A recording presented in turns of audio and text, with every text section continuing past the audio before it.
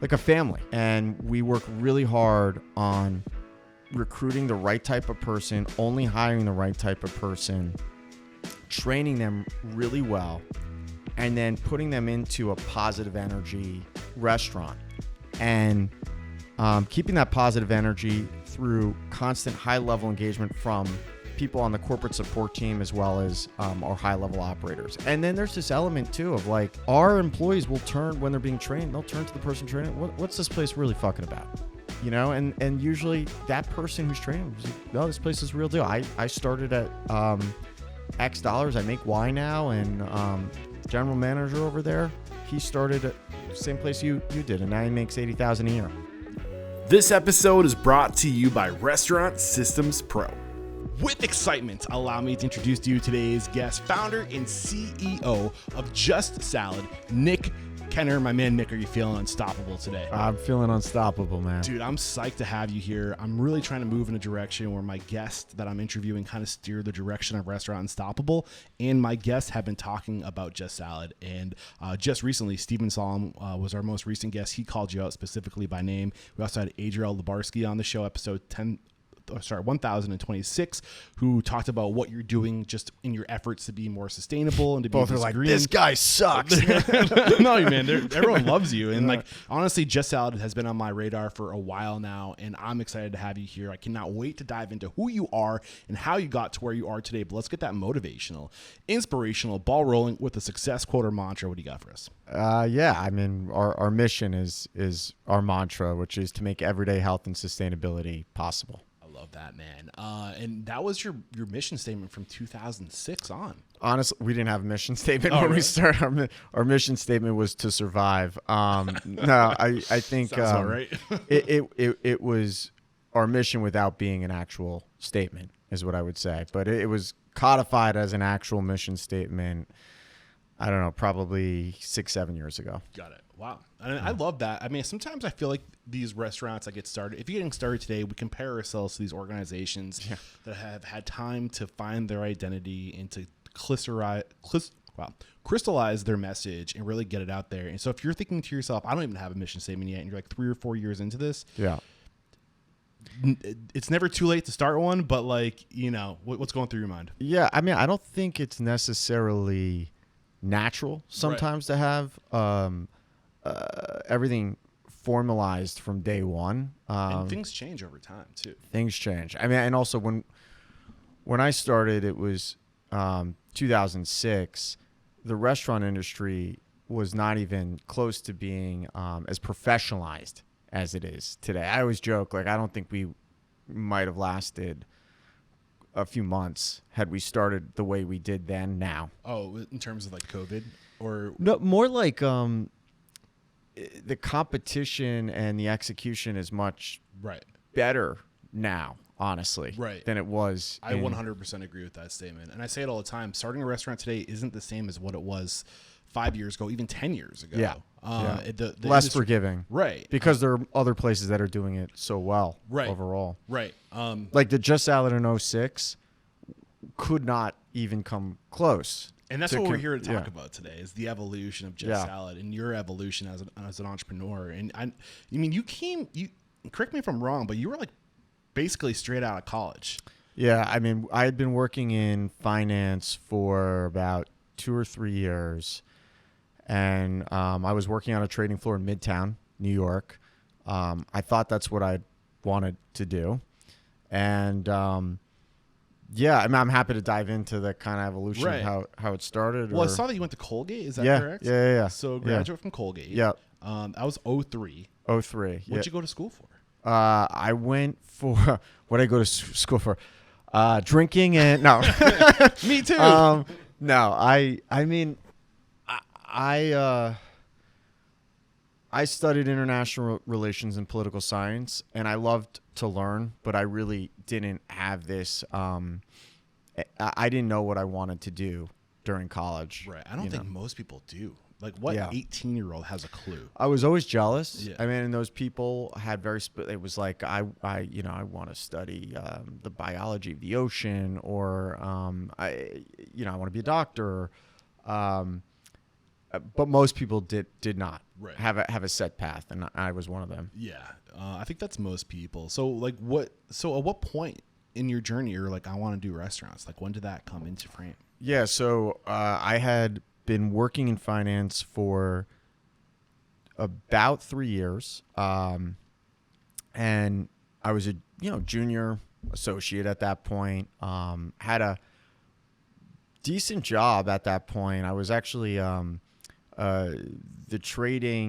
head trader for our macroeconomic desk, which was one person. Okay. And I was one person, but he was managing a lot of money, and I was doing everything for the guy. And it was great exposure, but I just didn't see myself wanting to do that for 10, 20, 30 years. Exposure to what? Everything to do with Wall Street. So people that I worked for, that's where I ended up on the macroeconomic desk. But like I was for 6 months, I was sitting next to the retail portfolio manager and working with him. I worked on the secondary desk to understand how IPOs and follow-ons got done. I worked, for the bond trader. I kept getting exposure to different parts of finance that I find myself even today. I more, as it relates to Just Salad, more and more, I quickly understand things a little bit more because I can kind of put it together from all these different perspectives from finance. So you had a political science degree. Yep. You get into finance. Yep. You're getting at this big picture world of how money moves, essentially. Yep. And you go from there to doing a salad pop-up. Yeah. Or I don't know if it was a pop-up. Is that the term you would use? No, I mean, it came my turn for the entire trading desk to order lunch for people that day. Okay. And there were 50 people on this trading floor. And mind you, my mindset at this point is, how do I get out of this? How do I get out of this with starting my own thing? Get out of the world of finance. I'm just like 3 years in. 3 years in, I'm like, this is probably not for me. What made you think that? I was waking up at about 5:45 in the morning, and kind of grinding until 6-ish p.m. and I just didn't feel like I had a lot in me at the end of the day. And my weekends were very fun, but I kind of dreaded Mondays. And I just felt like I didn't want to do that for a big portion of my life. And I felt like I wanted to make my imprint on this world, and this wasn't going to be for me. Got it. So you order salad one day. Yeah. What happens inside Well, of it wasn't just for me. It was ordering for 50 people wanted basically salad. it? Okay. So like I'm taking the order for everyone on the desk, putting it into Seamless Web, which had just kind of taken off the ground at that point. Yep. Which was pretty much the first mover in the entire third party marketplace world. And this is in New York. You were in New York. Yeah, Midtown. And there wasn't any salad place, That's right? crazy. None of we had none of our competitors today were in Midtown, right? There was nothing. It was like a whole barren landscape. And so I found myself ordering salads from a place called Hale and Hardy was primarily a soup place. And the salads weren't great. Yeah. And so I came back that night, and I talked to my roommate who was also in finance. I said, do you guys order salads at lunch? And he's like, yeah. And he's like, does everyone, like men, women, old, young? He's like, yeah, everyone wants a salad. I was like, do you think if someone just did salad and did it really well, there'd be a marketplace for that? And he was like, yeah, that's genius. And I was like, yeah, like if someone just did just salad. And he was like, yeah, no, we should do that. And I was like, what do you think the name would be? Just salad? Like it's a little cheesy. And he's like, no. He was like a hype man, Yeah. And I don't know. I actually still feel the name. I have positive and negative feelings. I think towards it's a the great name because there's no confusion as to what you're there for. Well, it is a lie now, That's fair. but yes, it is. It didn't start off as a lie. It started off being accurate, but no, you're right. When we open up, people know what we do very quickly. Right. But I mean, this is 2006, so this is like you're saying. None of my competitors were in New York yet. So at this point, what we're talking like Tender Greens. Basically, Tender Greens. I don't think because Tender Greens was West Coast. I don't think they were started at that point. And they weren't just salads either. They were doing proteins and stuff like that too. Or yeah, I don't think they existed in 06. Okay, I know they were like late 2000s something like, or was it 2002 or 12? I mean, that they started bubbling up. I had them on the show. There was a place called Tossed, which had 2 units. Okay. One in Rockefeller Center and one on 22nd and Park South. They, after being a salad historian, right, besides Salad Works, which is like the OG, yeah. Then there was this place called Tossed, and then Chopped, which is a competitor of ours, had one in Union Square, but nothing in Midtown. And this wasn't the age of perfect information. So, and Sweet Greens didn't exist, right. And there were no copycats of all of these places. So if you're in Midtown in 2002 to 2006, which was the time I was in Midtown working, and right when we started Just Out, there was no competitor. So as a result, when we opened our first restaurant at 320 Park at 51st and Park Avenue, the line was out the door down the block from day one. That's crazy. Just on the name alone. That's wild. Yeah. That's wild. So you definitely had something. But going into this, before you actually opened up, like what were the things, what were your challenges? Take us to the beginning of you kind of took us to the beginning of the idea, of the inception. But like what did you do to get to that point to where you could open with no background in restaurants? I mean, this was a kind of a good time. The economy hadn't quite tanked yet. Yep. 2006, we're rolling pretty good, but get into it. Yeah, I mean, I guess it first started, I wrote a business plan, essentially for myself, and I laid out what my margins were going to be, how we were going to get the produce, what type of rent we should be paying. Looking back, I think it was a worthwhile time only because it got me. Look, I had no restaurant experience, so it got me a little bit thinking about the right things.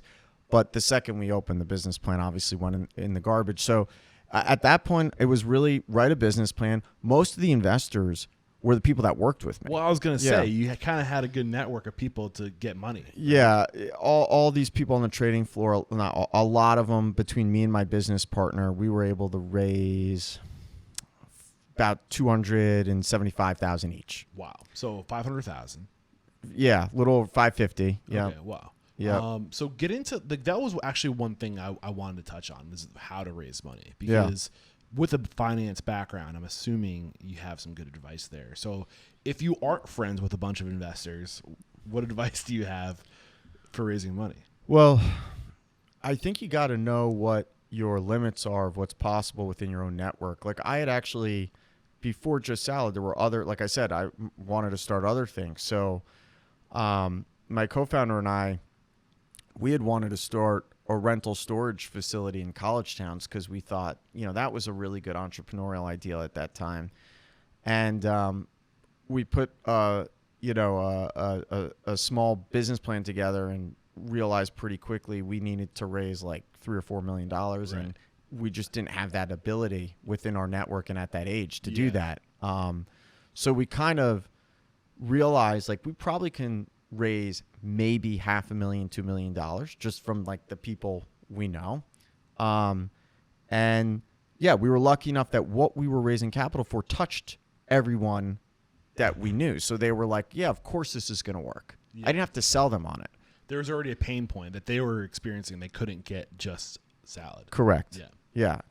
So you try to get this salad. You identify the pain point. You say, this is an opportunity. Other people that you were working with had the same pain point, and that's what you used to basically sell them on the idea.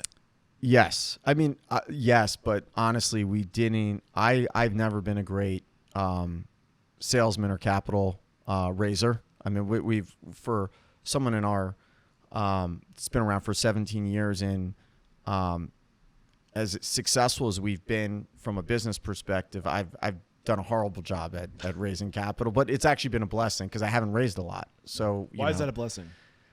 I'm not diluted down to 2%, Yeah. and I still control the board and control the company, and I still own a lot of my company. Do you think you would have gotten the financing if you didn't have friends in the space?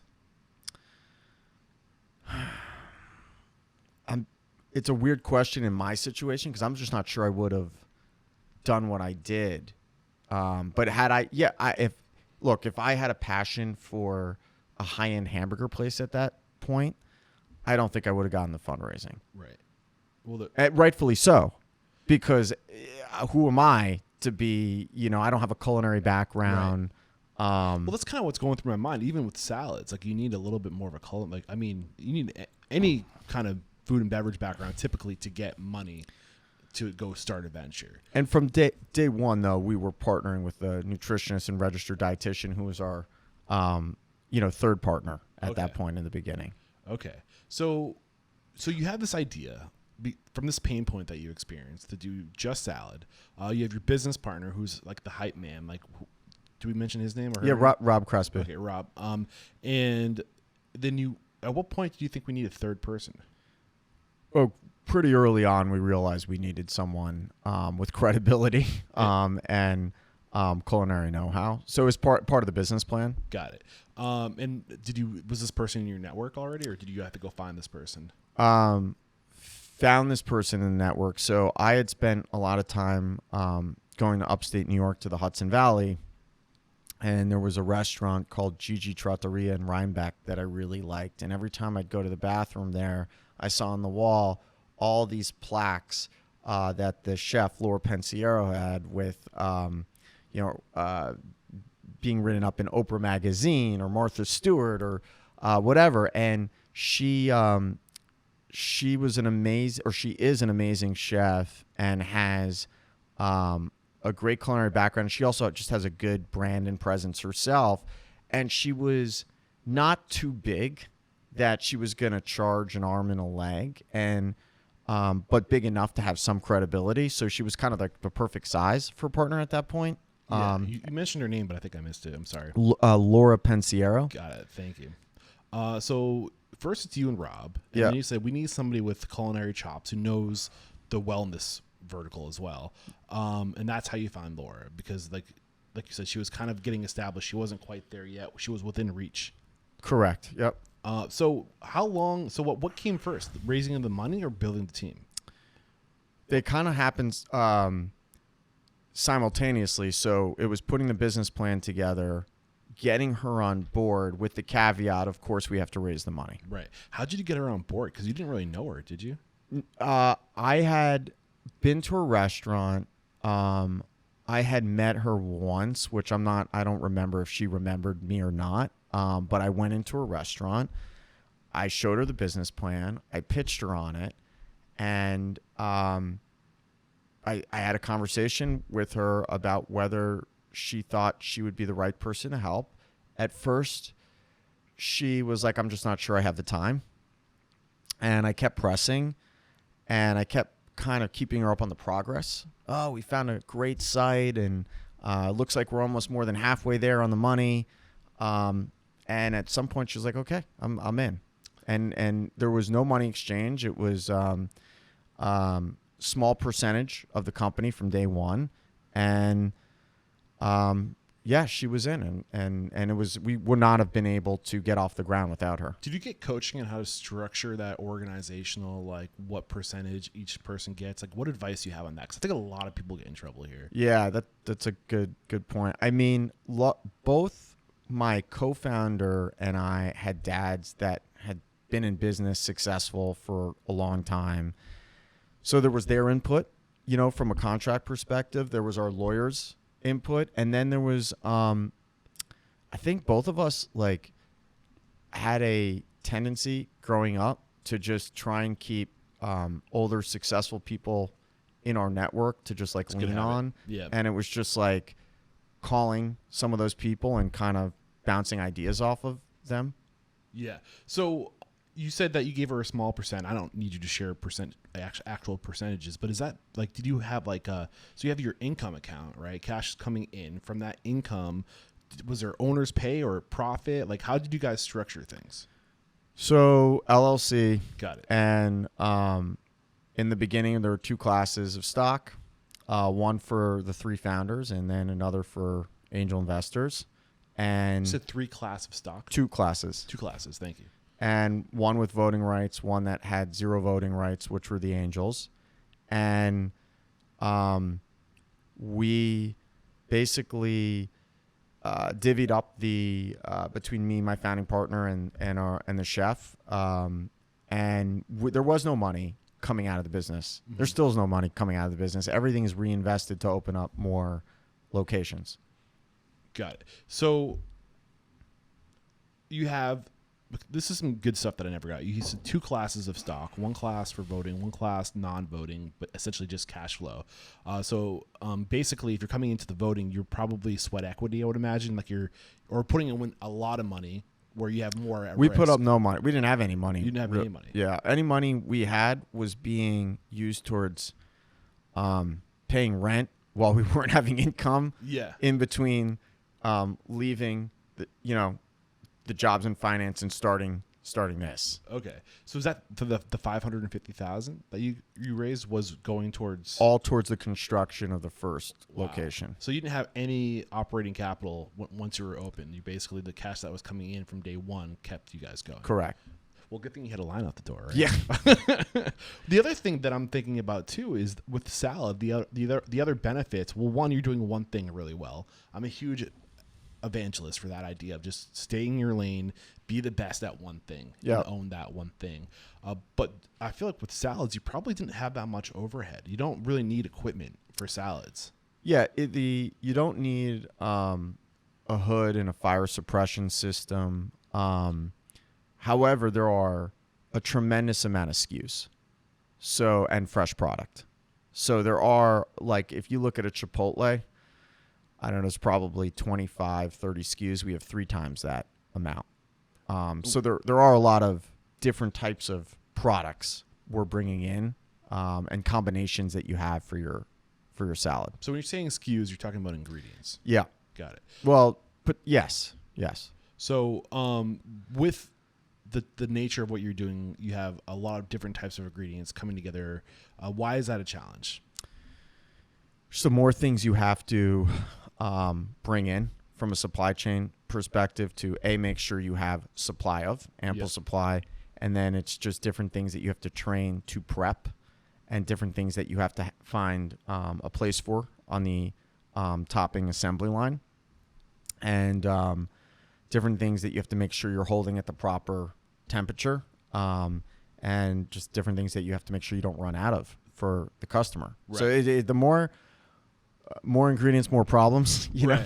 So a lot of raw goods. A lot of raw. So I mean, the way it started, Right. a lot of raw. Now, it's a whole other story, but the way it's evolved, I would say 1/3 of our menu's hot. Oh, wow. Interesting. So take us back to just before opening. Like, what were the challenges? Like, what were the roadblocks that you came across during the first, how long from when you have this idea to when you actually open? About, it's about 8 or 9 months. Oh, wow. It's pretty quick. Pretty quick. From raising capital, finding location, finding partners to opening day, 8 or 9 months. Yeah. Wow. And, so we wrote the business plan, found our chef partner, and then it was like, okay, we got to find a real estate broker to find a site.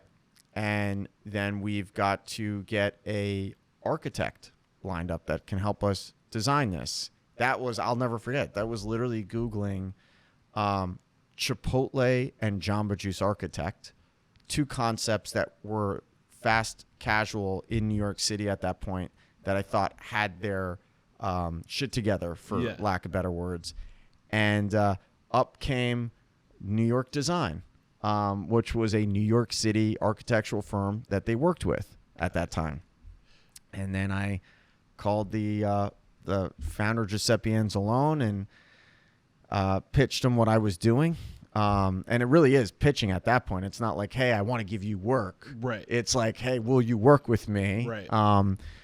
And he was very helpful. He was like, look, I'm happy to do this. And these are the general contractors I see all the fast food and fast casual people using.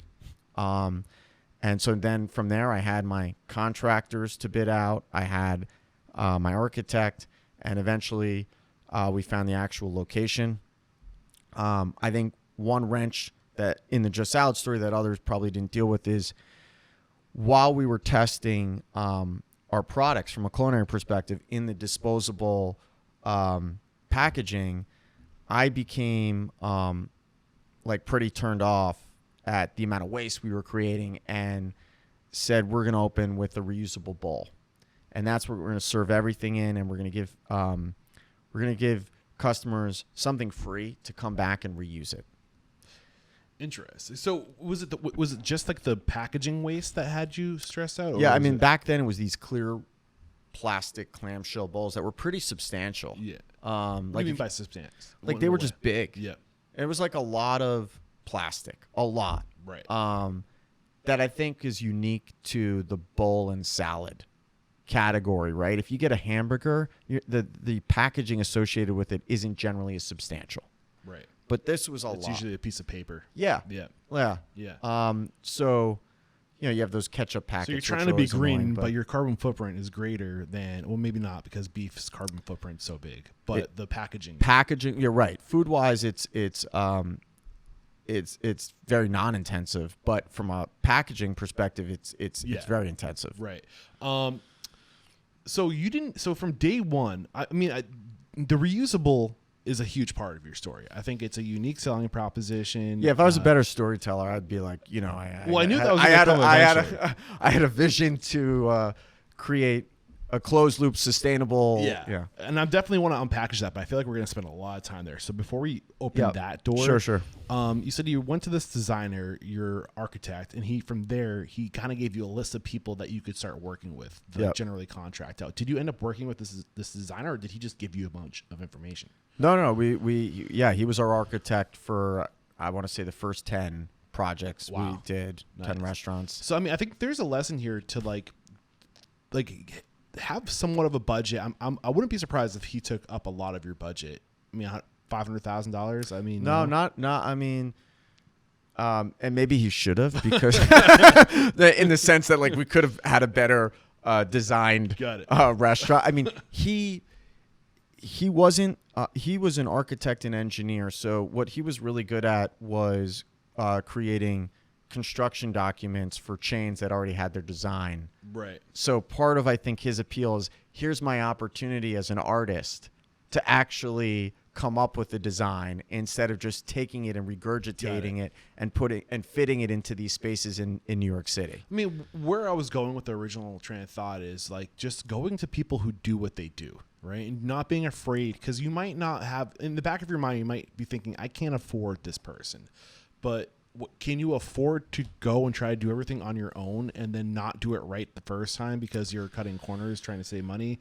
And then he opens you up to this network of other experts that can come in and help expedite the process and tell you what you're not aware of, especially if it's your first time out. Like, there's just things that you would never know until you know. And finding the right team that contracting this out is huge.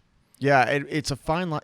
I agree with you 100%. If I had to ever do this all over again, I think paying up for expertise is usually worth it, but not always. I mean, it's a fine line. Like I remember being pitched by hucksters also that I say hucksters because there were some firms that wanted to do it all. The leasing, the construction, the art, and they charge an arm and a leg. And I've seen concepts that they work with. It just didn't work out, and I don't necessarily like. Part of it was they sucked a lot of cost out of those companies. So it's a lot of it of being an entrepreneur is like this feel that's hard to describe. Well, it's just reading people, and like I think we give off an energy, and I think some people are more receptive to that than others, and they get this gut feeling. I mean, they say don't just always trust your gut, but at the same time, there's something going on there. Yeah, So you opened, with 500 $150,000.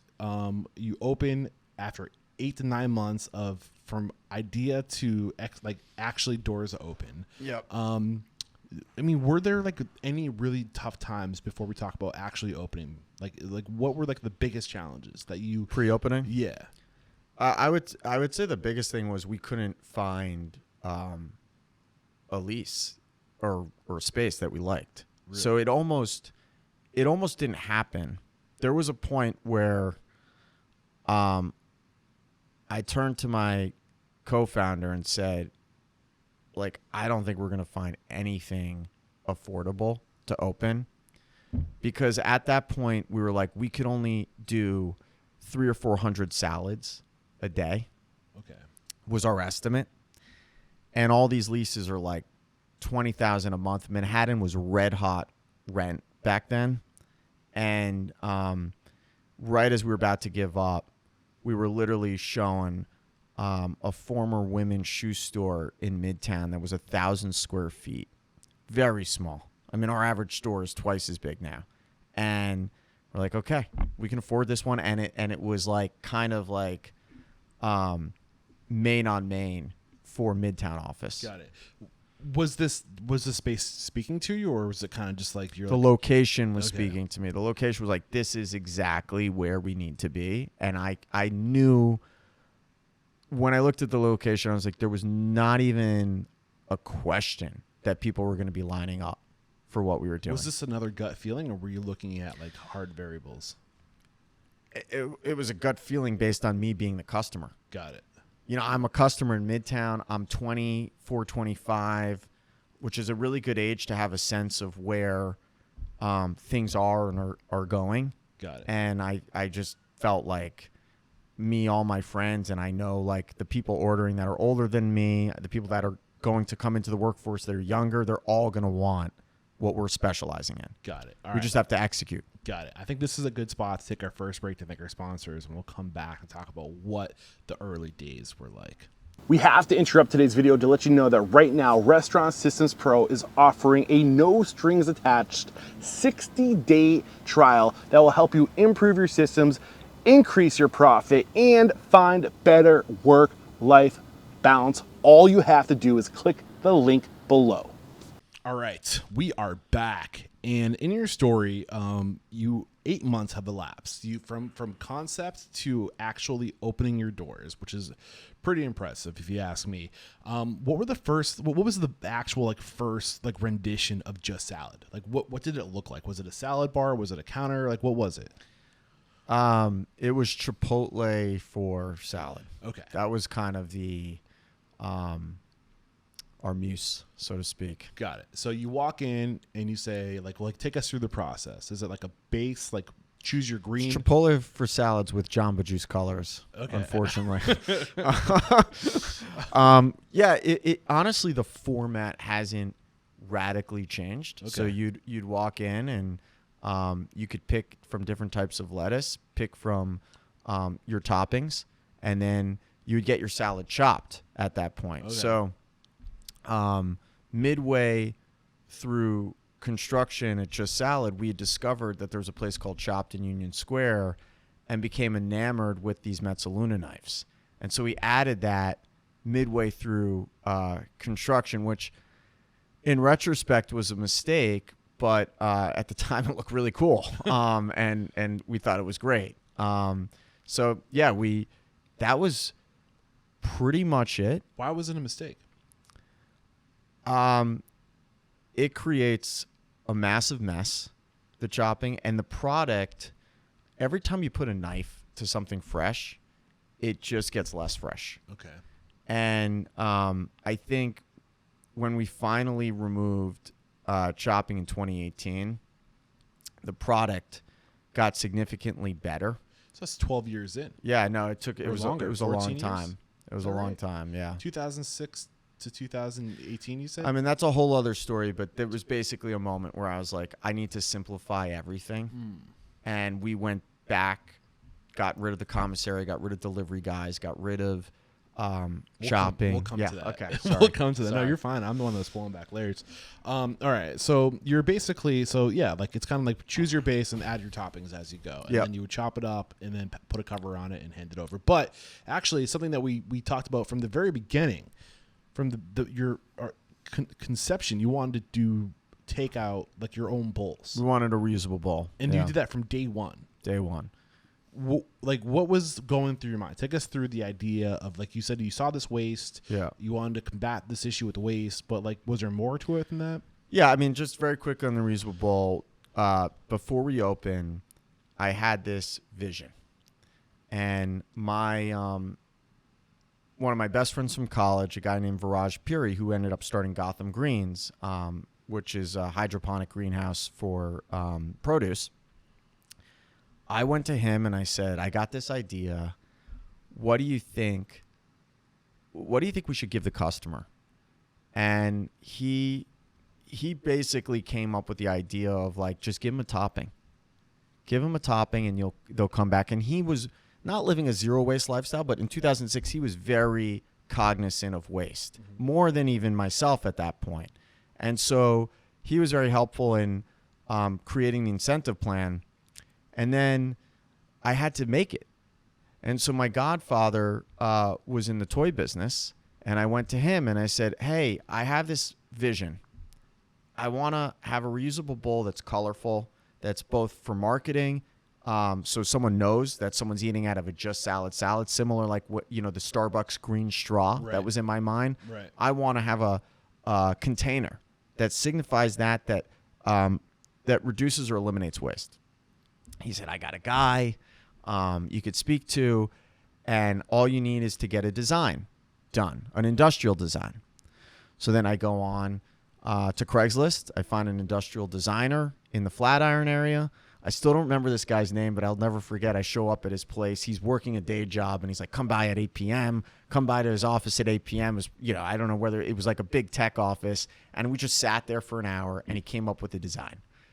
Took the design, went to the connection that my godfather, Sam Goldberg, had hooked me up with. And I said to him, can you introduce me to this guy? And it's this guy named Kevin Mack, who spends, most of his time in LA. He's flying in for another client. I meet with him. I show him this. And he says, this guy's like kind of just fun. He's like, yeah, I can make this happen. And I'm like, for real? Like, you can just like have it come and show up? And he's like, yeah. And got me a price, got him a down payment.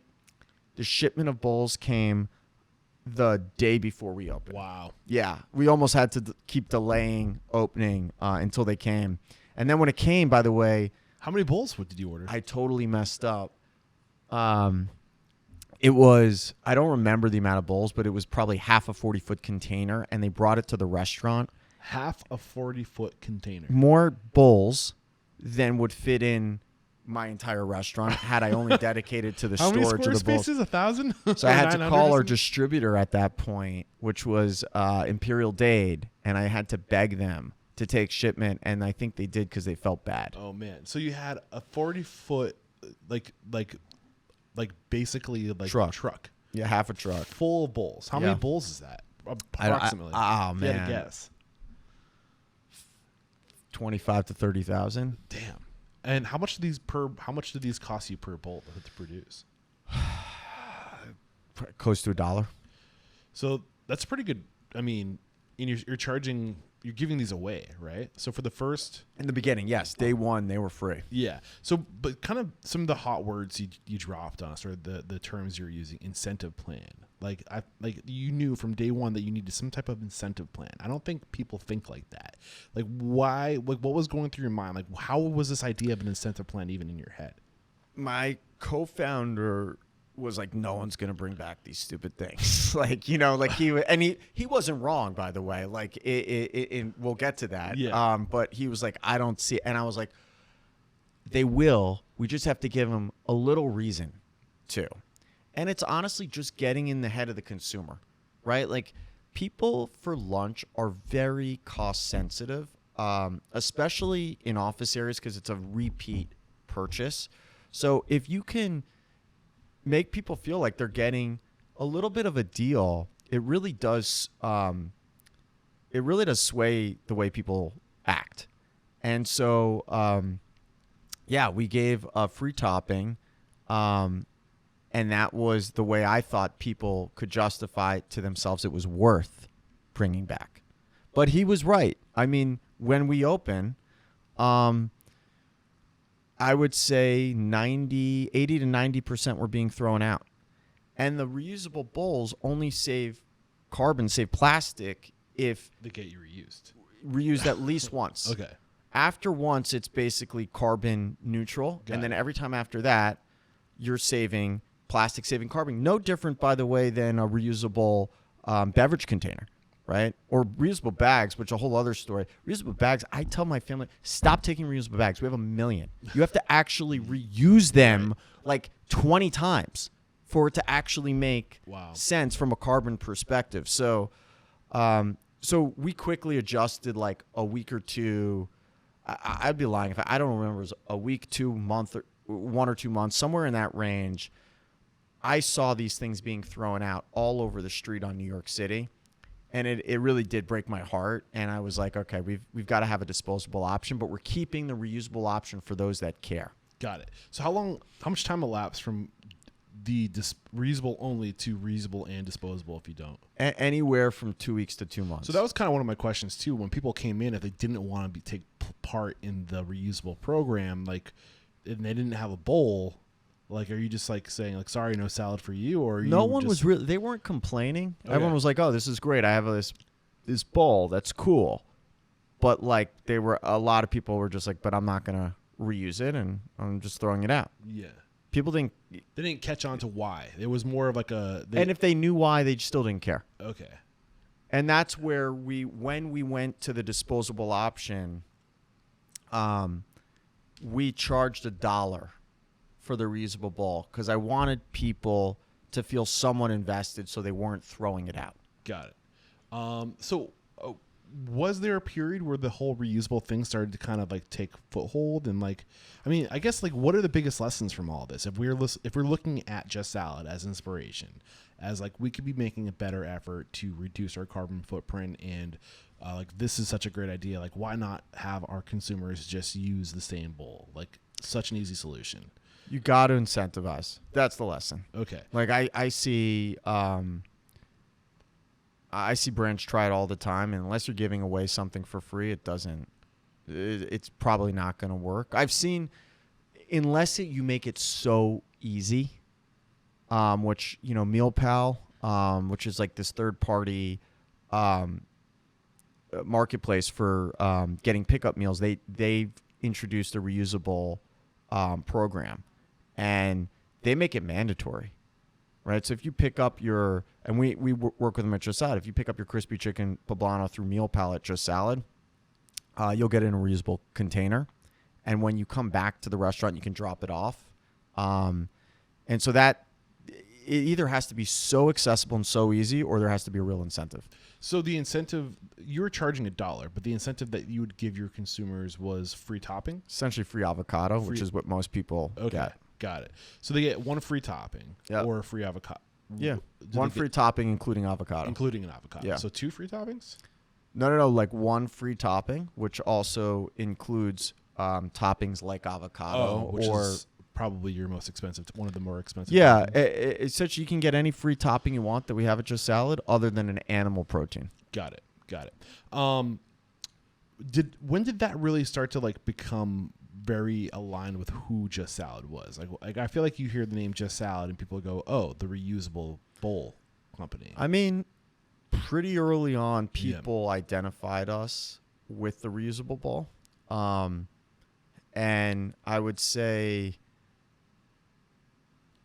there was probably, it was always, I think we were always identified from day one, but I do think as sustainability got more important to people, and I don't have facts on this, but you could just tell since COVID, people's mindset, and part of that's due to media coverage, and part of it's due to people's own personal connection with climate change.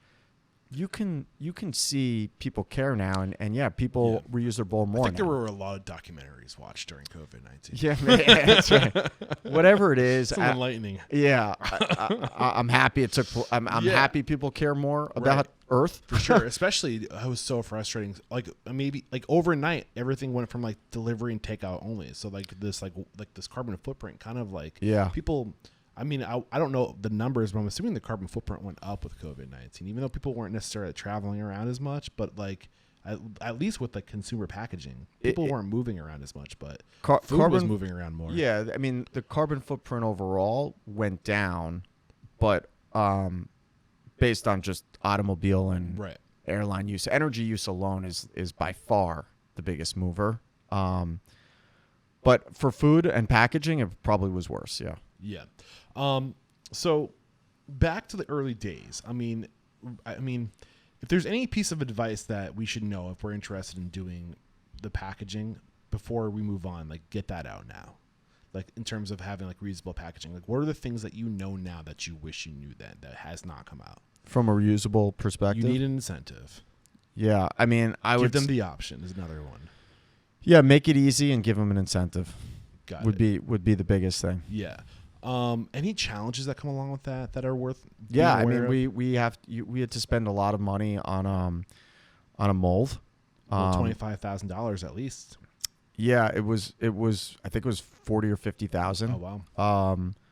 So 10% of all the money we raised. Right. And there's supply chain logistics that are involved that are really difficult to make sure you maintain them. Right. Because there's no other packaging source that we really control supply chain on. Like our distributor actually makes sure we have enough of the forks we've identified or the napkins or the bags, but reusables on us. Got it. Because they don't do that for other customers. So that it's a challenge. There's no doubt, but I think it's for us it's totally been worth it. From like I sleep at night knowing I've done as much as I can reasonably on the packaging side. I think it's been helpful for the brand, and it ended up being a guiding light for the company as a whole. Right. You said up to like 90% of the packaging that you were giving out that was meant to be reusable was being thrown away. Correct. Where is that today? Similar. It went down to like 5%, and it's back up to roughly 10. So basically 5% of in-store customers only. Got it. So of all the bowls that you give out, about 5 to 10% are being reused. Yes, exactly. 10% today of our in-store customers reusable. Really? I'm surprised it's not more than that. It varies wildly by store. Yeah. I mean, we have stores that are 20%. We have stores like, we have a store in Woodbury Commons that's in a food court. That's a destination tourist place where, it's less than 1% because you're on the go. You don't even They might never come back. Yeah, and they, even if they do, they're not bringing their Just Salad bowl to an outdoor shopping center in hopes of finding a Just Salad to reuse their bowl. Right. You have to go with the intent. Like, I'm going to lunch at Just Salad today. Yeah. But I feel like having that bowl would give you reason to become more loyal to a brand. Our customers that reuse our bowl are our most loyal customers. Yeah. Well, because it's not, there's a point at where psychographics comes in and people, they're just like, I want this bowl to be hanging on the outside of my bag so everybody knows what my values are. So it's your virtue signaling is essentially what's going on. Like, not that that's a negative thing. It's good to be proud of your virtues. But what's going through your mind as I said that? No, like it's a big part of what we think about is how do we get more people to reuse their bowl more often, where we are today. And so last year in February, we launched a promo that everything on the menu costs $8.99. And typical menu price, depending on geography, is anywhere from like $11.99 to $12.99. So it's a real discount, and you could get $8.99 only if you reused your bowl. Got it. And that reusable bowl usage went up to 20%. Okay.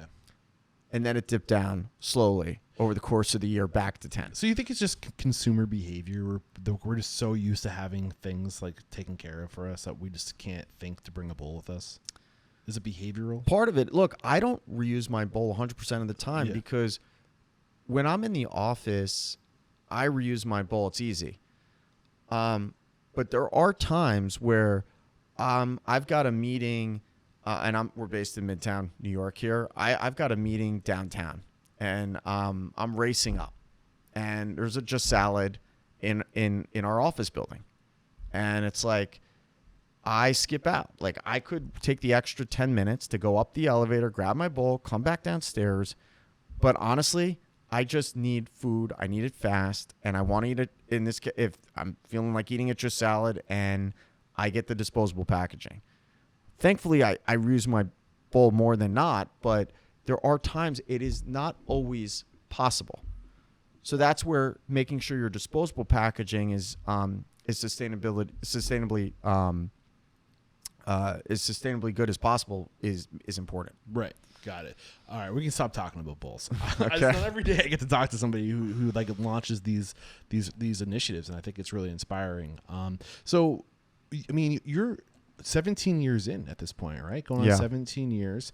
You're almost or over 70 locations now. 75, yeah. So, what were the biggest? Like, really get into like the evolution of Just Salad. Like, what were the biggest pivotal points? If you could like go along this chronological vein. Like, what were the biggest evolutions for you? There were different stages to the business. So there was like this startup phase where we were 1 to 5 locations, and we got a little lucky that when like 2008 happened and the financial market crash and rents went to shit in the city, and we started signing great deals, and so.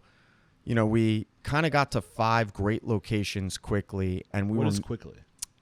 From 2006 to end of 2008. Got it. So 2 years, 5 locations. Along what you just did, that idea of like there was like the 1 to 5 phase, and then what were the different phases thereafter, without getting into any detail? Yeah, I think there's a 1 to 5, and then there's like the 5 to 20. Okay. And then there's like the 20 to 50, and I feel like we're now in the 50 to 150 type of thing. Got it. So okay, go back to the first 5 locations. You wanted no description around this, so I just gave it. No, that's exactly what I wanted. Okay. I just like I'm breaking now going forward. I'm gonna break this up into chunks to like make the best of our time. So, so from 2006 to 2008, you went from 1 to 5. What were the biggest like changes that had to happen to go from 1 to 5? Like what were the things that you were learning along the way? The biggest aha moments, or what was happening during that? It was just figuring out how to operate. Got it. Like that was by far. We weren't. You're profitable from day one, right? No, we had a line out the door. We weren't profitable. We weren't losing money. That's why this podcast exists. My parents had a restaurant with a line out the door every weekend, and they were struggling to pay the mortgage. Yeah, it's well, that was our focus: is how do we figure out with all this demand how to make money, and ultimately a big focus became speed and throughput. And another focus became really understanding the business side. Where do we have to get our food costs to? Where do we have to get our labor costs to? How do we control our controllables expense? And so there was a lot of learning, and, you know, we paused after 5 stores because we needed to figure out how to make these work better. You gotta slow down to speed up sometimes. Yeah, you gotta.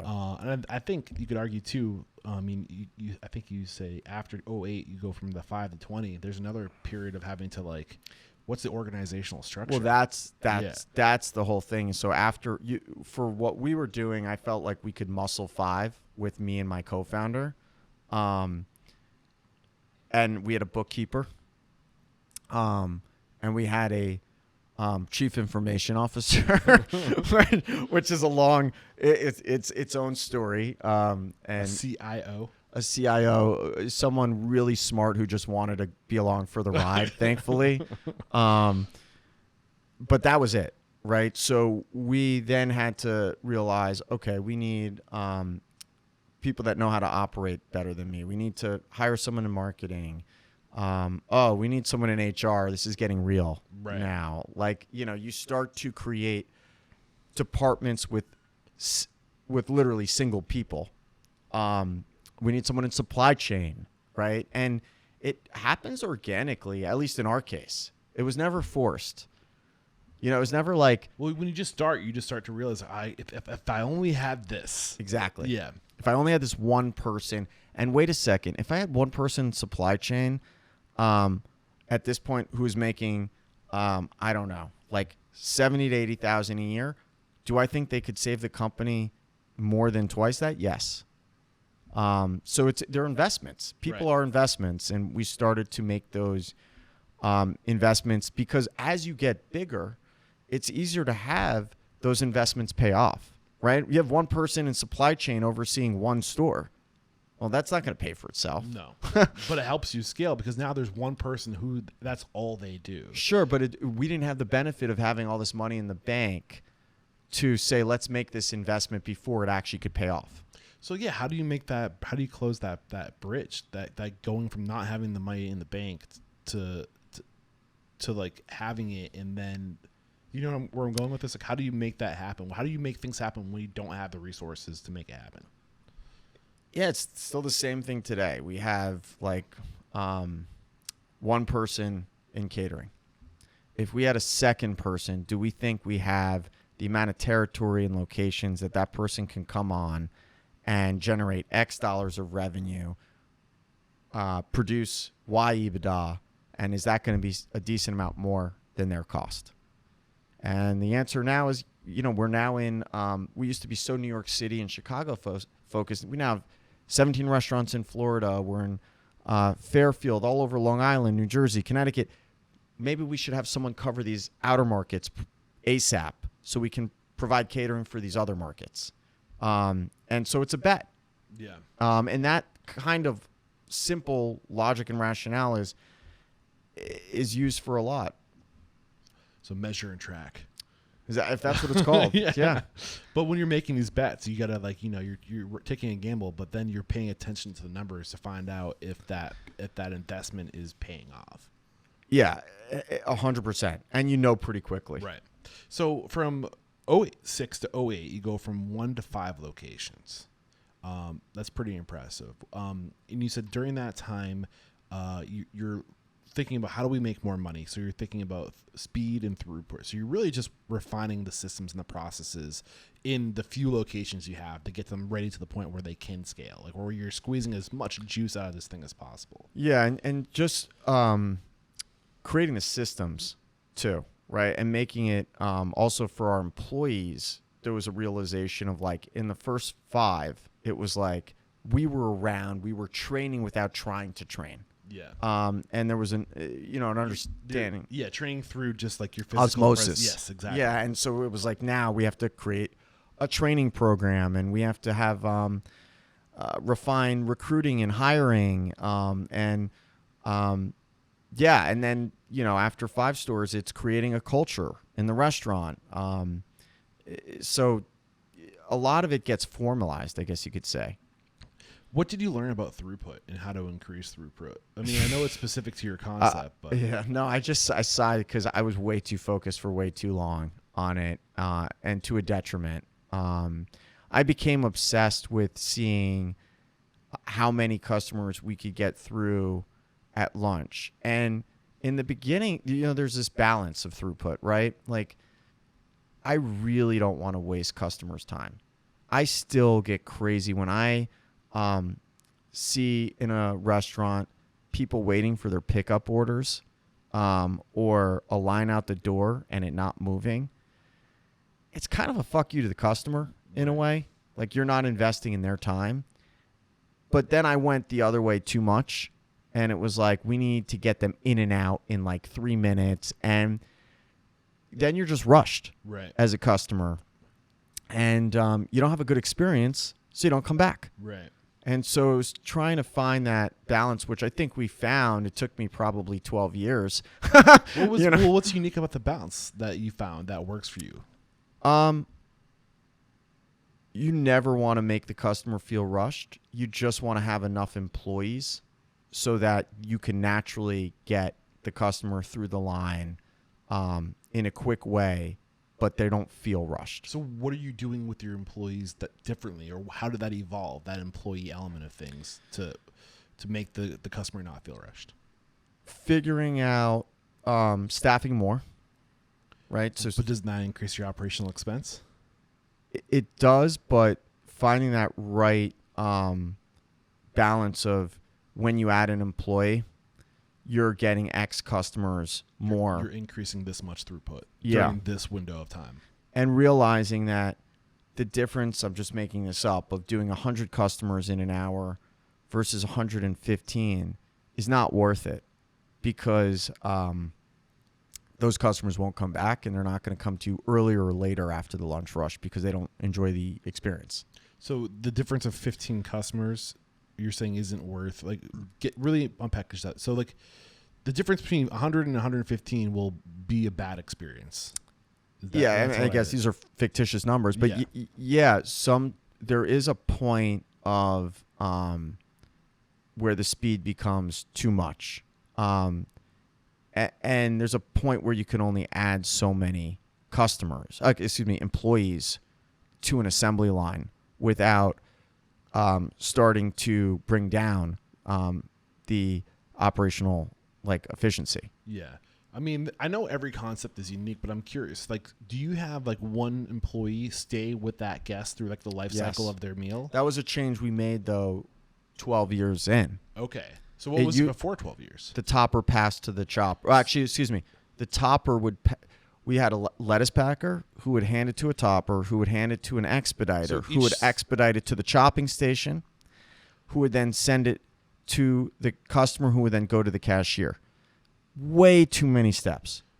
But I was coming at it from a theoretical standpoint. Well, that's the assembly line. That's the assembly line. Right. And that's just not a great customer there are experience. benefits to that, because now you're just training the employee how to do one very simple thing. And then the longer they're with you, the more skills you can add on to that. But to get them started, you just put the salad in the bowl for now. I think that works if you're a pay first concept, where you're not dealing with a physical person, but you're just dealing with product in the back of the house. You can create an assembly line that's extremely effective. But when you're dealing with a human being and an experience, it needs to be one-on-one all the way through, maybe with the exception of the cashier. Well, the other variable too is now I feel like you can staff for demand, right? So now it's the line's longer, just add more people to get through the line faster. Yeah. And then, I mean, why did it take 12 years for you to figure this out, though? Maybe we're getting ahead of ourselves because we're still at the 06 to 08 period. Yeah, I mean, I think that my obsession with operations and speed and efficiency became morphed into an obsession with product and experience. Quality. Yeah. And experience being a part of a quality. Yeah.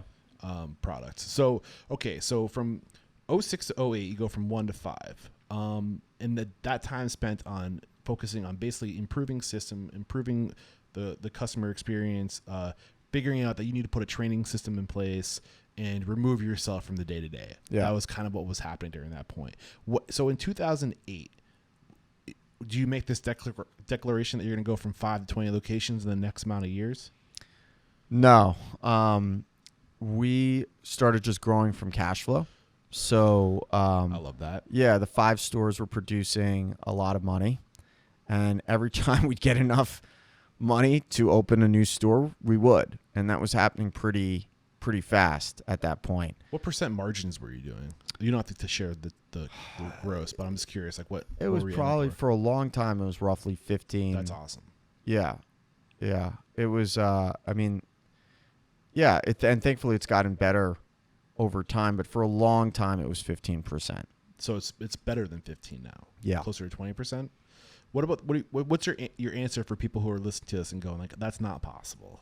to get those. Well, we'll be publicly traded hopefully in the next year or two, and it'll be audited for you to shove in your face if you say it's not possible. No. Yeah, but when you first started, you weren't doing 10, Oh, no. Like profit. I said, we were probably like about 0 to 1%. So what was margin. the biggest thing that you did that helped you go from 0 to 1% to 15, 20%? There's no silver bullet, man. There's no like. This business is just. It's almost like you have to have two brains. Right. Okay. One part of you has to be laser fucking focused on every aspect of your business. Every aspect. I'm going to bid out the linen provider. I'm going to make sure I'm getting the best price on the garbage haulers. Whatever that side of it is, right? Supply chain's a huge aspect of it, where we're like, take a very big Trader Joe's mentality. And then there's this whole other side of like, okay, I'm going to be very business savvy. But then the other side is I need to do whatever I can to make sure we have the best product and make the customer happy. And, you know, they're not counter to each other. You know, so you have to do both very well to be successful. And within both buckets, there's a million things going on there. Right. So what are the things that you're doing at Just Salad that are like just extreme, like are well done in terms of customer experience that you're exceptionally proud of? I do feel we have an operational excellence where like our store level operational culture for our size, I think is incredible. And the biggest reason for that is your size being 70 units. Yeah. Got it. 75. Yeah. It's It's hard to keep track because they're opening so much.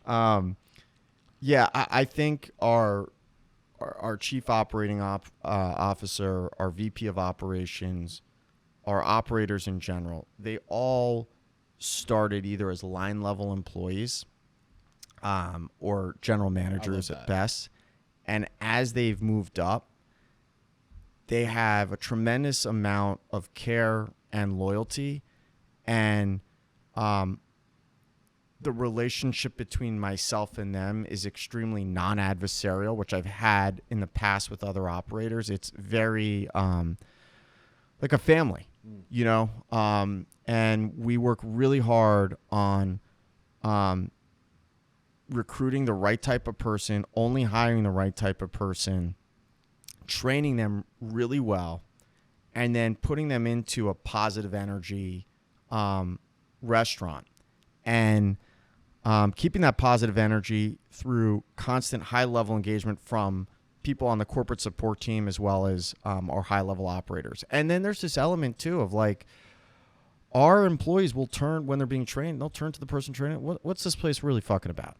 You know, and usually that person who's training was like, no, this place is the real deal. I started at X dollars. I make Y now. And general manager over there, he started at the same place you did, and now he makes $80,000 a year. Yeah. So when you say you hire for the right person, what is that avatar? What are you looking for? What is the right person? Positive energy and people that you can tell want to work hard. And that's hard to fish out, but we kind of have a good way of doing that. But it sounds like you're giving people a reason to work hard, because from what I can gather, reading between the lines, there's opportunity here. Well, we pay higher to begin with. Yeah. And, you know, we're not far from a $20 minimum wage now. And we also, like, they know everyone who's above them started where they did. Mm-hmm. So, I mean, from an incentive perspective, financial wise, it's pretty obvious. Right. So in terms of clear onboarding and is there like a clear path of growth here? Like when I get hired, do I know where I can be? The growth is so intense right now that everyone, like, there is no necessarily like, hey, here's a linear chart of what it looks like. People are being plucked out of every restaurant. We need a digital team leader. We need a supervisor. We need a kitchen team leader. There's constant communication between our operators and each store and people are continually being promoted. that everyone sees it. Yeah. Now that's not scalable past probably 150. Right. Everyone sees that now we're opening 25 restaurants a year. So the opportunity is quite obvious for everyone, but I think at some point that will need to be much more formalized. Right. More of a track. Start Yes. here and here are your But we're not there choices. yet. And look, I've seen, there are restaurant chains, whether it's Chick-fil-A or Panda Express, that have operational excellence, and they're over 1,000 to 3,000 units. And I don't know if they have a formalized track Right. or if they just continually keep the culture and keep the pace of growth high, but at a reasonable amount. Got it. So in terms of growth, when you were going from 5 to 20, what were the next pain points for you? Because at this point, you're not in every location. It was trying to hire people on the corporate side Yeah. to help make that happen. So a lot of that was, we need one person handling construction. We need one person handling layout, schematic design. We need one person in marketing. We need one person in HR. We need one person in supply. And it's finding those people and getting them up to speed, in the 5 to 20 zone. That's a big part of that. Yeah. So building your organizational structure. Yep. Getting the right people on your bus, right? Yep. And then what about operations? How did the business change? Was like each unit essentially the same? Now you're just building the organizational structure around scaling that? At that point, it was the same. Yeah. For the most part. How long did it take you to get to 20 locations? If in 2008 you have 5 Probably locations. 2014, 2014. roughly. So you went from 5 to 20 locations in an additional 6 years. Sounds right. Yeah. And most of this time was built on building basically your house, your organizational corporate Infrastructure. C-suite Yep. before you moved into it. Yep. If that's what that 6 year period looked like, then what was the following from 20 to say 50, the next 30? So then, at that point, we had been growing from cash flow. And in 2014, I wanted to bring on... I love that. I always say let cash flow and people determine your growth. I mean, if you want to own your own company, Yeah. and you want to... I've seen great concepts and good operators fail because they brought in shitty investors. And most investors in the restaurant industry suck. What makes a shitty investor? Usually ones when the time gets tough, and there's always going to be tough times in the restaurant industry. They do the exact opposite. They pull back on spending. They pull back on innovating, and they squeeze restaurants dry, and the consumers bail because the product sucks, Right. and the experience sucks, and it becomes a death spiral. So if you don't have investors, you don't have to worry about that. They don't have investors.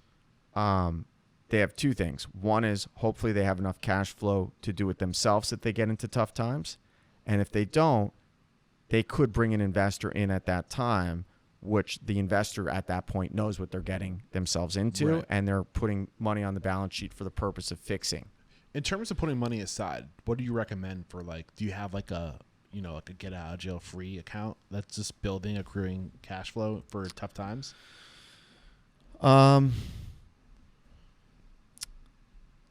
No, not really. I mean, we do. I guess yes, because we have money aside at this point, but it's mostly for growth. Yeah. But I guess technically, if things were a struggle, we'd stop opening stores. And Right. So I put 10% of every dollar I make, right? 10 cents in every dollar I make into a savings account, a profit account, where I only spend that money on assets or like getting myself paying off debt, essentially. Is it do you have something like that where you're funneling cash flow to like? it's a little weird because we have now, obviously millions on the balance sheet, and it's Right. all earmarked for growth. Right. So it's a quick, again, and It's in and out. well, it's in and out. It's also like we can like in the middle of COVID, for example, I don't think the mindset of going into COVID was like, let's have money on the balance sheet for a really bad 2-year, black swan Yeah. event, right? But when it happened, it took less than a week to say, don't sign another fucking lease. We need to cut back on XYZ, and you go into a different So zone. you shifted those resources. Exactly. Yeah. Where do those? So I mean, that's actually before we move on to that shift, because I'm guessing that. So from 2014 to when did you get to 50 locations? If you're at 20 in 2014, the next 30. Probably not until I'll work backwards. What is it? We're 2023, You're doing 25 a year. and we'll open roughly 20 this year. Okay. So, I guess it was 2022, 2021, 2022 is when you eclipsed 100 to 50. You said from 20 to 50. Yeah, right? yeah. So in 2022, you were at 50. 2022. So you've we would almost be at doubled. You're at 75 now. Okay, so you went from 20 to 50 from 2014 to 2022. 8 years. Yep. Got it. And I think And there was a lot of no growth in certain years there. Well, you started to answer a question I asked.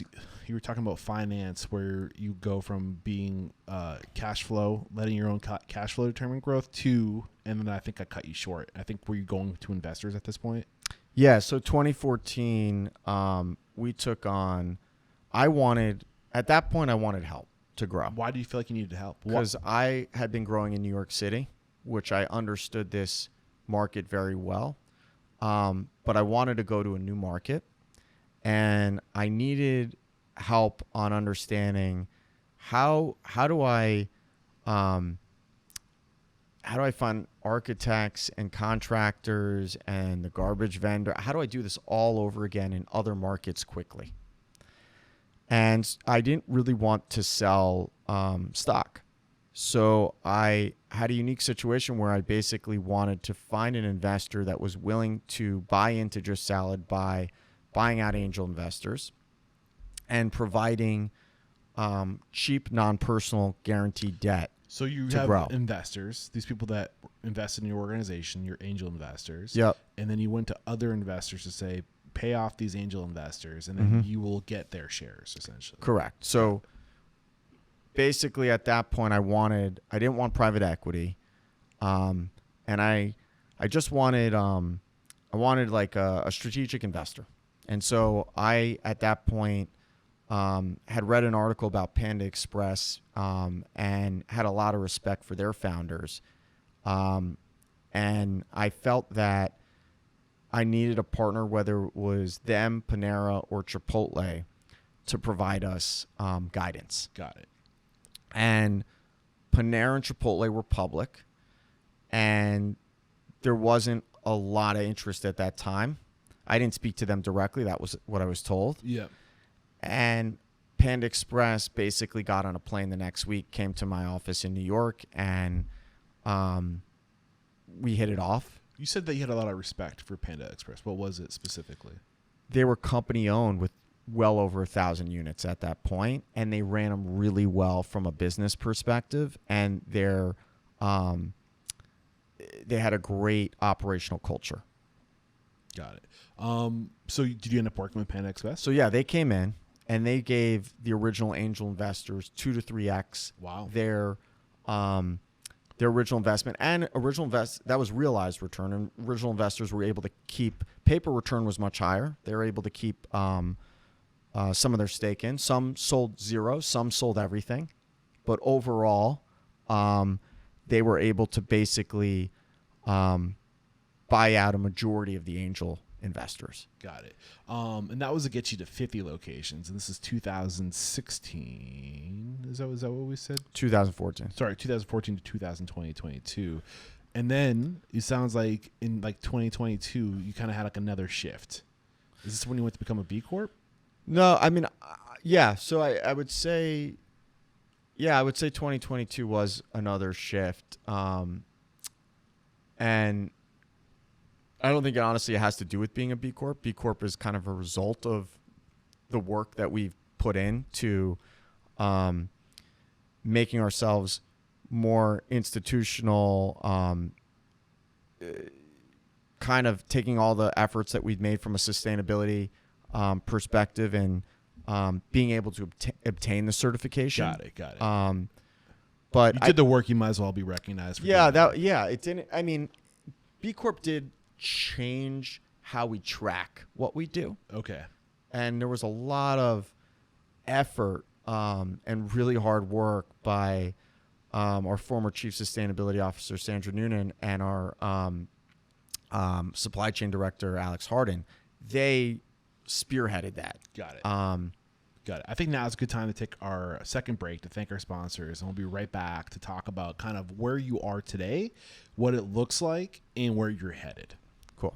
We have to interrupt today's video to let you know that right now Restaurant Systems Pro is offering a no strings attached 60-day trial that will help you improve your systems, increase your profit, and find better work-life balance. All you have to do is click the link below.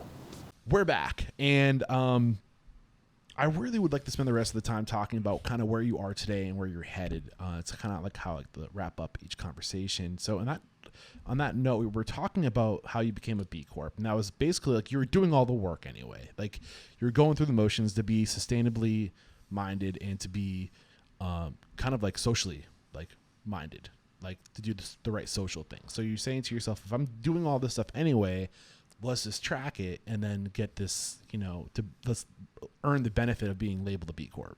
Yep. Essentially. What is the benefit of being a B Corp? You pay a certification fee every year. No, I'm kidding. No, well, this is kind of where I'm going with it. No. I think, honestly, the biggest benefit for us as a restaurant chain is it provides really good guardrails for our corporate team of how we should think about certain things and be focused on them. For example, we recently switched from conventional chickpeas to organic chickpeas that are grown through regenerative agriculture. Part of that decision is that scores us a couple more points on B Corp. And at first glance, it's like an annoying way to make a decision. But as we get bigger, I really care about sustainability, really care about diversity. So as I start to think about potentially this company 10 years down the line without me necessarily even being here, I want those guardrails to remain on. And keeps you honest. Keeps you honest. It really keeps you honest. Yeah, it forces a process for tracking your effort. And I think for consumer package companies, it provides a sales boost, from what I'm told. I think for restaurants, less so. Right. I mean, I haven't really seen. I can't attribute any sales boost to it. So you didn't listen to my interview that I did with Adriel Labarsky, and you didn't listen to the interview that I did with Stephen Salm. Stephen Salm. Yeah. So I mentioned in that interview when Adriel first mentioned Just Salad, I'm like, what's the deal with this whole B Corp thing? I'm like, I see the benefit of it, but my initial why I'm like, what? Like, I think that if you open a business, you have a moral obligation to do the right thing. You know what I'm saying? But not everybody does. They're a rating agency to tell you who's doing the right thing and who's not. So, essentially.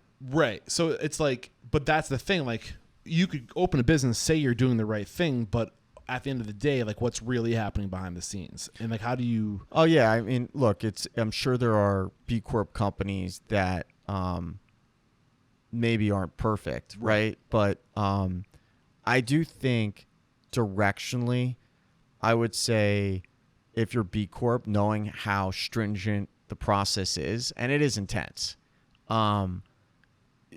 you're overall direction a very good company, and you're doing a lot of good things. I guess one part of my concern is if you have this whole sector of business that is focused on if you're over here, that means that you're a good business and you're doing good things. Is that an excuse to not be a good business and choose to take the path of least resistance and cut corners for the sole sake of profitability? And I think that's what you're kind of giving people permission to operate in that realm of just sole pure profitability as your, like, but they say that's what capitalism is it's about returning money for your stakeholders.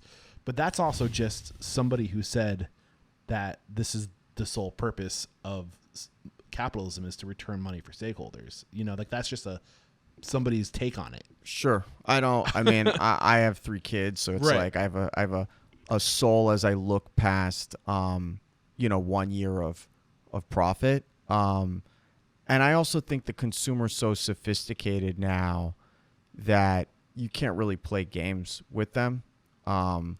So I think you have to. I think as a consumer-facing brand, you have to care more about profitability, and you have to care a lot about your customer. Right. In the bigger picture, right, of the efforts you're making to go beyond just the interaction. Well, for us, a large portion of our customers care about the environment. They care about diversity. They care about things more than profitability. So by virtue of caring about our customer, we're going to care about those things. Right. I mean, obviously, I think B Corps are doing good work, and that we should be inspired by B Corps. Yeah. And I'm not like against B Corps. No, these are all. These are all. I look. I think it's good to be cynical about most things. Well, So I don't have. I hear your points, but I am proud to be a B Corp. But I guess you should be proud. Obviously, I mean, I don't want to take that away from you, but I do wonder for like the bigger picture. Are the hoops you have to jump through, or you said that there's a fee you have to pay. Yeah. Is that annual? Yeah. Is that out of reach for a lot of small businesses that want to be identified as a organization taking the steps, but they? No, I mean, it depends. It's based on, it's a percentage of revenue. Is there an organization profiting from this whole thing of being like, oh, like you have to come through us to be considered a sustainable organization? That would be ironic, right? Right? This is kind I'm of pretty why. sure B Corp is a nonprofit. Okay. Good. I don't know a lot. I'm not going to lie. I don't want to project. And there's a lot of, by the way, like. But these are my initial like gut like knee jerk reactions. But B Corp right now is probably higher. It's pretty popular, so they have to hire. They need a lot of human power to certify people. Right. So it actually, there are a lot of people that have to work for. I get it. Yeah. I get okay. it. I'm just playing devil's advocate right now. And I think it is great work that you're doing. For the record, I want people to know that I do admire the fact that you're going through these motions to be recognized as. Yeah, and I think your point is you appreciate the work not because we're B Corp and someone else said we're doing it. Like good. you said, you're doing it before you ever got the label. Sure. Yeah. Yeah. Did I cut you short? No. Okay. So where is Just Salad today? Paint the picture. You're 75 locations. You're in Chicago, Florida, New York, Long Island, Connecticut. Yeah. I mean, I think more than geographically, where we are today is we've never been in a better place in terms of like our product. I've never been prouder of the product we're serving from a culinary and craveability perspective. And I think from an operational perspective, we've got an amazing team. I just like really love working with, and we're very together and kind of trying to crush it every day. And we've got a great corporate team that's pushing me to grow. So what is it about your team that's different today that's better? Like, why are you so much stronger today? What's changed? I think it just took time to put the right people together. And I think the corporate team and ops team have come together at the same time. And I think I have improved a lot after making a lot of mistakes and misfocusing. And so I think by going all in on having the best product, the best culinary game we can offer, I think that's really helped drive a lot of momentum on the customer side and the same store sales side for the last couple of years. And that's created a lot of positive energy for our operators. Our operators are kind of winning every day. Our corporate team, people see that we're winning, so we're attracting talent that maybe we could not have. So when prior. you say operators, are you franchised at this point? No, we're 99% company owned. Got it. So when you these are your operating partners. These are the Yeah, people I that call are- them they're our operations team. Got it. So like general manager, AGM, or regional manager. Yeah, I mean, what we are the start- job titles associated with the product? Starts at the top with Apo Chavez, who's our chief operating officer. Got it.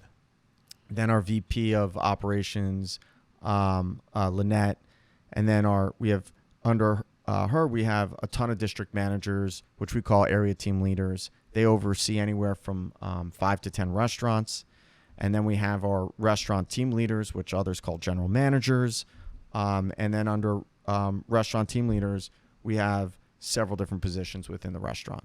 Got it. And as you started talking through that, I couldn't take notes because I lost internet connection. all good. So I don't have it Yeah. memorized. But like, in terms of like organizational structure, like why this approach? Like, what do we like? If we're like, how do we recreate what you've created? And what's key to the approach that you took? I guess is what I really want to know. I mean, ownership of the restaurant is like critical. So when I have ownership of the company, the brand. When there's an issue, I feel it. I still read every single Google and Yelp review at Just Salad today for several different reasons. When there's like a negative review or negative experience, I feel that. The chief operating officer feels that. They go to the district manager, or what we call area team leader. They have complete ownership of these 5 to 10 restaurants. They get to decide who they put into that role to lead that restaurant. They're the person deciding, hiring, and firing. And then that VP of operations owns who they put in the position to oversee those 5 to 10 restaurants. And the chief operating officer, he does a good job of pretty much owning everything. And so there's a lot of ownership to this. Yeah, but it sounds like what changed the most, and feel free to correct me, is that you gave these operating partners something to be proud of not that they didn't have something to be proud of before, but you really focused on the quality of the product to be best in class. So now that there seems to be this increased sense of pride in the work they're doing. Am I reading between the lines? Is that what you're communicating? I mean, I think the product improving. How did it improve? We got rid of a commissary in 2018. Got it.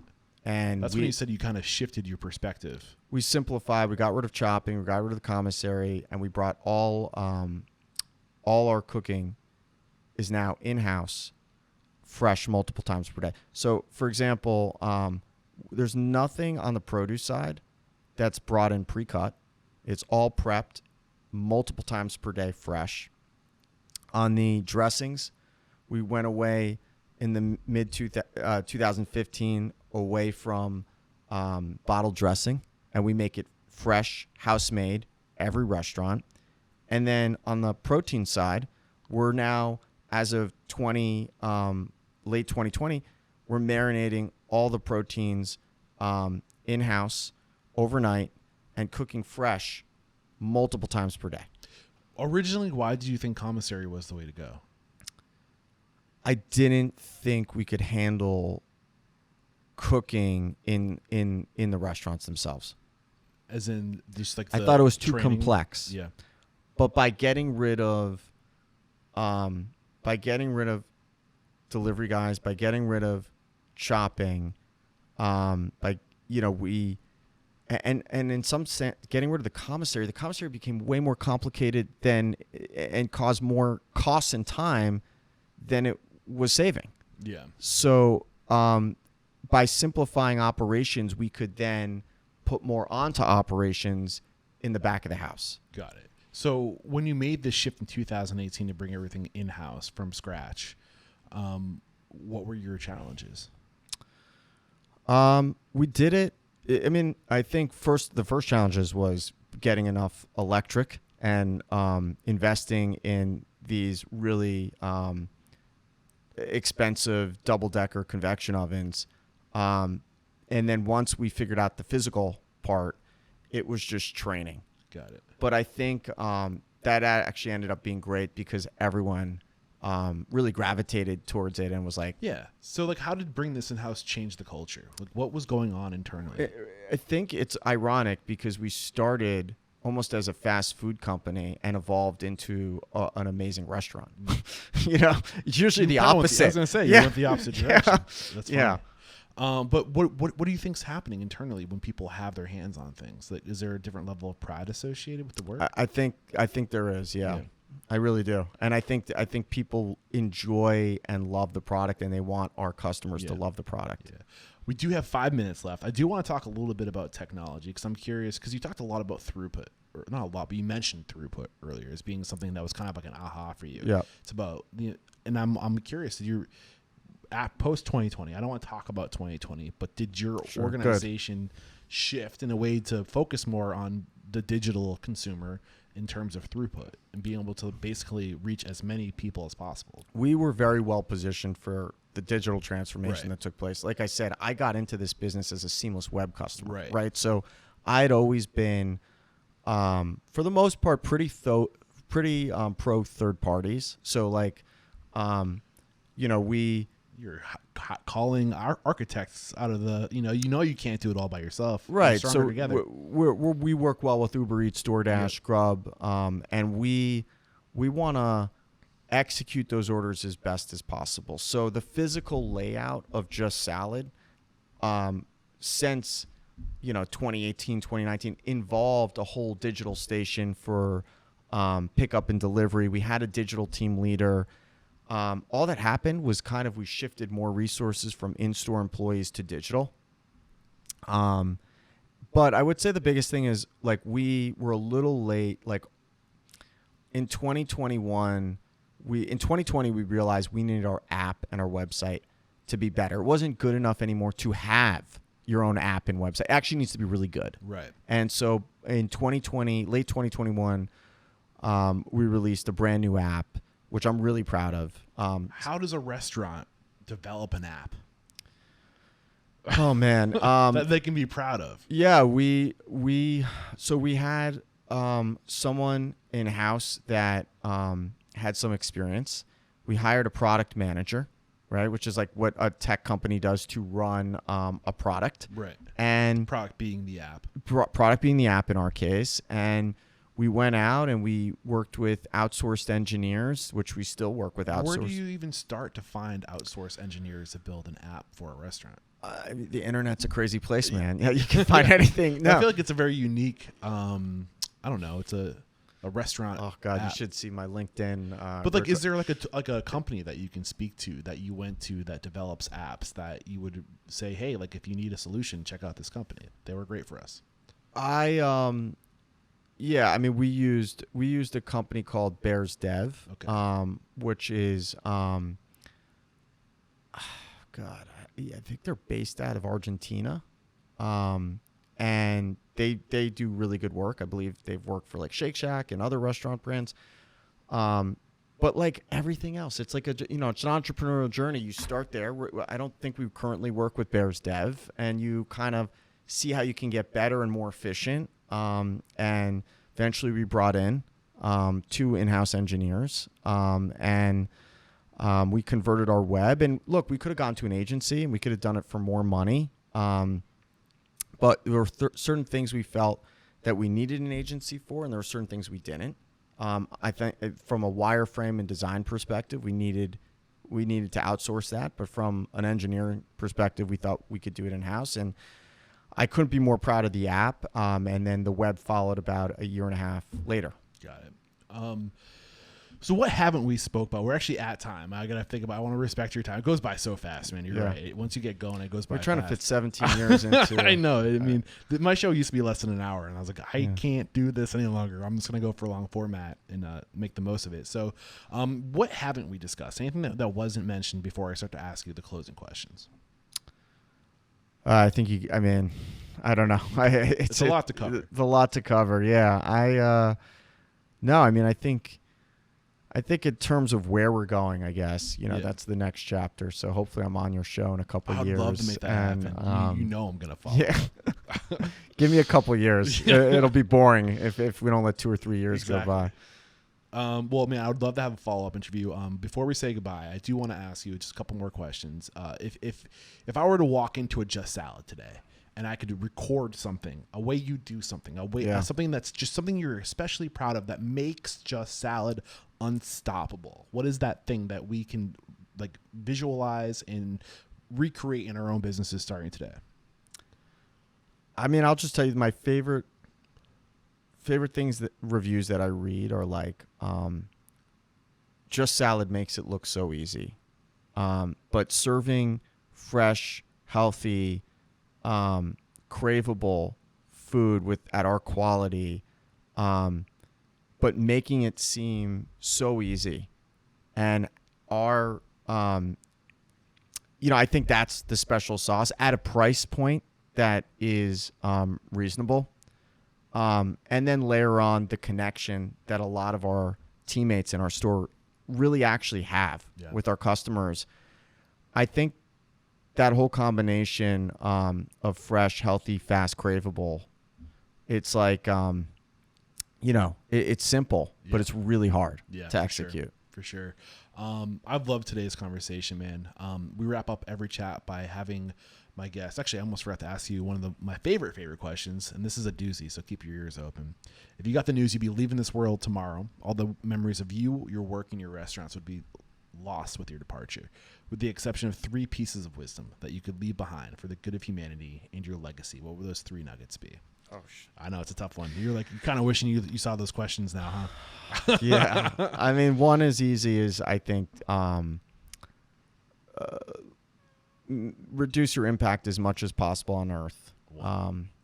I would say another is make sure your restaurant employees truly have fun and care to connect with the guests. 2. Because I think that's important to community. And 3, I think you gotta make sure your food is special and people fucking love it. Yeah. Awesome, man. I've loved today's conversation. And now is where we say, if we were listening to this and I'm doing a whole new format right now. I'm going based off memory, so I'm kind of all over the place. I need to have you call somebody out. So who do you respect? That's how I found you. Yeah. Steven Salm called you out. Adriel Labarsky mentioned you during the interview. Thank you to both of them. Yes. Who do you respect and admire? And if you found out it was a guest on the show sharing their knowledge, their story, their secrets, you would absolutely in the restaurant world. In the restaurant world, we are restaurants.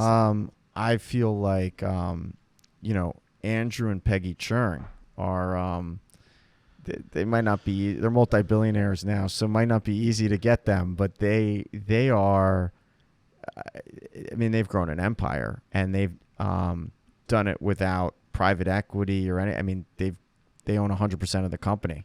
I don't even know who Angie and Peggy Churn. Andrew. Oh, sorry. And Peggy Churn. CHERNG. Sure. So, and what do they own? Panda Express. Oh, awesome. Yeah. Well, if only I knew somebody who knew them. Just put a little pressure on everybody. I'll do my best. I'll do my best. Awesome. I would love to get them on. Andrew and Peggy, look out. I'm coming after you. I'd love to get you guys on to share your story. And how can we connect with you? If we listen to today's episode and we're like, or maybe we want to connect with your organization. Maybe we want to come join your team. You're growing fast. What's the best way to connect? I would say comments at justsalad.com or HR at justsalad.com. Got it. And you are growing like crazy. It's actually one of the things I wanted to ask you is how you guys choose where to go. Like, what markets are you paying attention to right now? It's a whole other show, but we'll save that for 2 more years, I guess. Yeah. I would love to have you back on the show. And this is episode 1034. Head over to restaurantunstoppable.com/1034. We'll have a summary of today's discussion as well as any links to tools or services recommended and how to connect with Just Salad over there in the show notes. And Nick, man, thank you so much. No, thank you this was great. I appreciate it. Oh man, I can't do what I do without people like you being so generous with your time and your knowledge. So you make this possible, and there is no questioning, my dude, you are unstoppable. Love it. Cheers.